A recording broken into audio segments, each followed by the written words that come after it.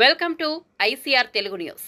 పెదకూరపాడు మండలం పాటిబండ్ల గ్రామంలో ఎన్నికల ప్రచారంలో పాల్గొని డాక్టర్ బిఆర్ అంబేద్కర్ విగ్రహానికి పూలమాలలు వేసి నివాళులర్పించిన పెదకూరపాడు నియోజకవర్గ తెలుగుదేశం, జనసేన, బీజేపీ పార్టీ అభ్యర్థి, ఎమ్మెల్యే అభ్యర్థి భాష్యం ప్రవీణ్.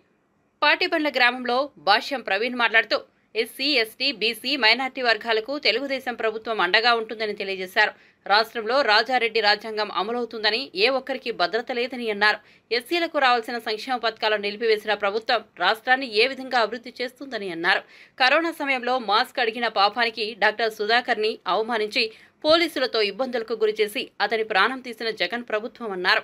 కోడికత్తి చిన్న డ్రామా క్రియేట్ చేసి శ్రీనుని 5 సంవత్సరాలుగా జైల్లో పెట్టి ఇబ్బందులు గురిచేసిన ప్రభుత్వం జగన్మోహన్ రెడ్డి ప్రభుత్వం అన్నారు.